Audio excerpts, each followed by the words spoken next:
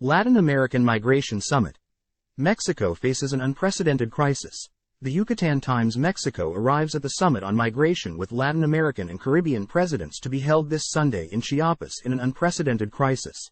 The figures, handled by the National Migration Institute, INM, have broken historical records.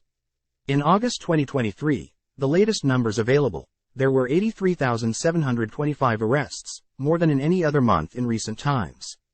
The current president, Manuel Lopez Obrador, according to the NGOs, has not successfully overcome the difficult mission of improving the conditions of transit or stay in the country, which has embroiled migrants in a spiral of violence and lack of basic rights.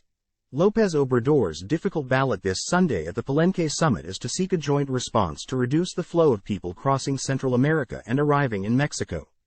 To this end, he has summoned the heads of state of 11 countries, including Honduras, Haiti, Cuba, Venezuela, El Salvador, and Guatemala, the places of origin of most of the migrants arriving in Mexican territory. Nicaragua, whose nationals also arrive massively in the country, was not invited. However, the most important absence is that of a nation that has marked the policy of López Obrador's 6-year term in terms of immigration, the United States. As of September 2023, the U.S. government has detained more than 2 million people at the border with Mexico, a figure that is about to surpass that of 2022. Gretchen Kuhner has been in the country for 25 years and belongs to the Institute for Women in Migration, IMUMI, a civil society organization that promotes the rights of women in migration in Mexico. For her, López Obrador's rhetoric at the beginning was good, accompanied by programs that sought to improve conditions for migrants in Mexico such as Sembrando Vida and Jóvenes Construyendo el Futuro. Kuhner explains that everything began to change in 2019 when they let Donald Trump's administration bring the migration issue into the bilateral relationship. First, the tycoon approved in January a plan called Stay in Mexico, used to return migrants in heat from the United States.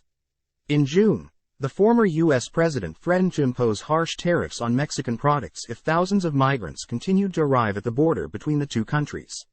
Mexico's then Foreign Affairs Secretary, Marcelo Ebrard, had to travel to Washington, D.C. to negotiate a diplomatic solution, which ended with the deployment of the National Guard on Mexico's northern and southern borders. Trump assured last August that he forced the government of López Obrador to give him 28,000 free soldiers. From that moment on, this resource is used every time migrants flock to the country and arrive at the border with the United States. With the current president, Joe Biden, the bilateral relationship with López Obrador has improved, but the figures with which the Mexican president arrives at the summit with Latin American and Caribbean countries are the highest of the entire 6-year term. Arrests never before have so many migrants been apprehended as this August 2023. INM data show what have been the peaks of events, a euphemism used by the public institution to refer to detentions. After Ebrard's meeting with the United States and the deployment of the National Guard on the border, 30,971 people were apprehended in June 2019, a number that went down and hit lows after the start of the pandemic. The post-COVID normalization caused many people to leave their homes to embark on the dangerous adventure of reaching the United States, especially in Central America, which has been hard hit economically by the passage of the virus. In September 2021, the Ministry of National Defense deployed 140,993 troops following the announcement of a fourth migrant caravan that was to travel through Mexico from the Guatemalan border to the northern tip of the country.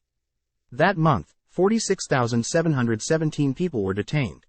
Another important juncture of this 6-year term was the end last May of Title 42, a political instrument that Donald Trump decreed at the beginning of the COVID pandemic to immediately expel migrants arriving at the U.S. border. Since its extinction, thousands of people arrived at the northern border of Mexico to cross into the neighboring country. Since May 12, migrant apprehensions have experienced an abrupt rise that has left the historical record this August, with 83,725 events. Time equals 400 ms, greater than deportations. The increase in detentions so far this 6-year term has led to numerous deportations. In the last 5 years, Mexico has returned 507,309 people to their country, many of them forced to leave for humanitarian reasons. This year, despite the high number of migrant apprehensions, deportations have dropped significantly, especially since March. The Mexican government has accelerated the returns again this October after having talked with many of the leaders of the countries that will attend the summit this Sunday. A statement issued on Monday by the Office of the United Nations High Commissioner for Refugees, UNHCR, alerted the authorities to ensure that the safety of returned migrants is not at risk. Deportation figures for September and October will be known in the next 2 months. Humanitarian visas. The number of humanitarian visas issued by the current executive is the highest of recent Mexican governments. This is the reason for this summit, which will be attended by the President of Honduras, Xiomara Castro, her Cuban counterpart, Miguel Díaz-Canel, and the Prime Minister of Haiti, Ariel Henry, despite the fact that this state is in a state of anarchy with a very weak government. The population of these 3 countries represents more than 50% of the humanitarian visitor cards issued in Mexico between 2018 and 2023. This year will also surpass the record number of refugee applications in Mexico, as this year's figures could reach 150,000, according to Andrés Ramírez Silva, director of the Mexican Commission for Refugee Assistance, COMAR. COMAR has been overwhelmed in places such as Tapachula, in Chiapas, where last September incidents were recorded due to the overcrowding of more than 6,000 people at the doors of the institution's office. Mexico has only 10 offices of this body throughout the country. Migrant centers. The United States has done a job of containing migrants by establishing centers to manage the requests of migrants in Colombia and Guatemala. Mexico does not want this to happen in their country, but in Venezuela, Honduras, Panama, assures Gretchen Kuhner. In September 2022, Mexico had space for 6,883 migrants in 57 migrant stations throughout the country, according to data collected by the civil organization IMUMI in the National Transparency Portal. But the government announced the closure of 33 following the tragedy that ended with the death of 40 migrants in a fire at an INM center in Ciudad Juarez, in the state of Chihuahua.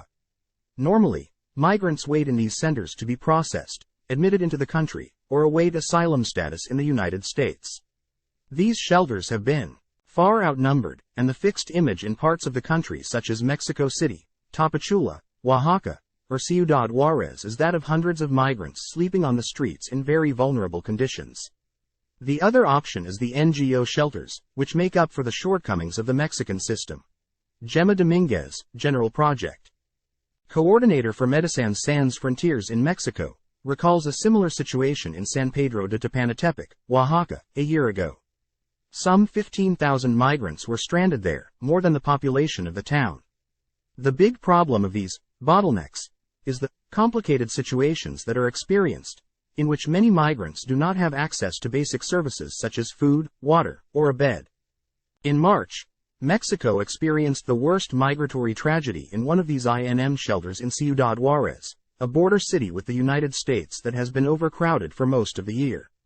There, 40 people who had been locked in different cells to prevent them from reaching the U.S. border died as a result of a fire. The commissioner of the National Migration Institute, Francisco Garduño, continues to be charged for improper exercise of functions after the catastrophe and remains in his post while awaiting trial. Along with him, 7 officials of the migratory station were brought to trial. For Kuhner, this has been the lowest point of the current government's immigration policy. The NGOs consulted want a new way of looking at migration to begin in the next 6 years, in which the central points of the issue are the rights of the people. And that work be done to find regular routes so that migrants do not have to expose themselves to the dangers of the route to the U.S. border. When people can move, find work, send money, and know that they can move according to what they need, is when there will be integration in the region, explains Kuhner. For the time being, this Sunday's meeting proposed by López Obrador with Latin American and Caribbean countries will seek other solutions.